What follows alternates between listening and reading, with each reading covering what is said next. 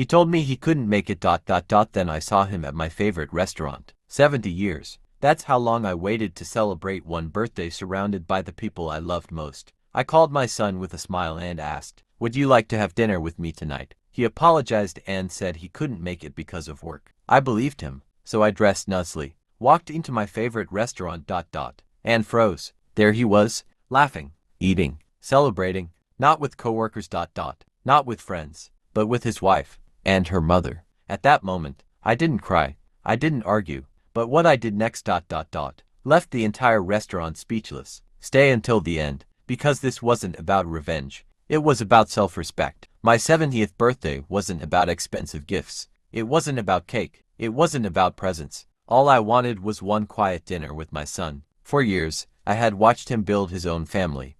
I understood that life becomes busy. I never demanded attention.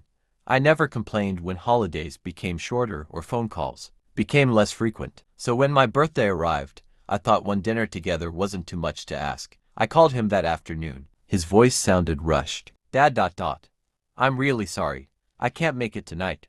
Work is crazy." I smiled anyway. "No problem, son.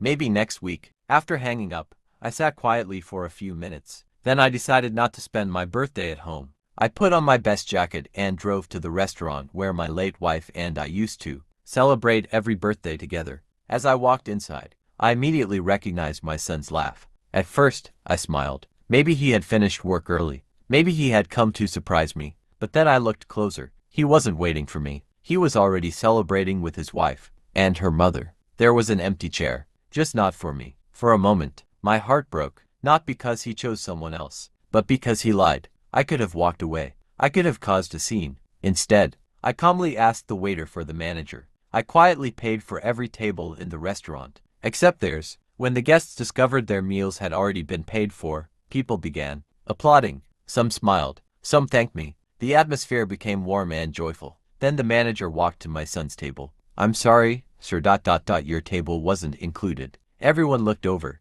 My son looked confused, then embarrassed. He stood up and saw me across the room. I simply smiled. No anger, no shouting, no insults, just a quiet nod. He slowly walked over. "Dad," his voice cracked. "I didn't know you were coming." I looked him in the eyes. "No, son, you knew. You just didn't think I'd matter." The room became silent. For the first time in years, he had no excuse, only regret. Later that night, he came to my house carrying the birthday cake he never gave me. He apologized, not because people watched him, but because he finally understood how deeply a simple lie could hurt someone who loved him unconditionally. That birthday became the day our relationship changed forever, not because I embarrassed him, but because I finally stopped pretending disrespect didn't hurt. Sometimes the deepest wounds don't come from strangers. They come from the people we'd sacrifice everything for. Respect doesn't cost money. It costs honesty. If someone truly loves you, they will never make you feel like an option. Remember this: growing older should never mean becoming invisible.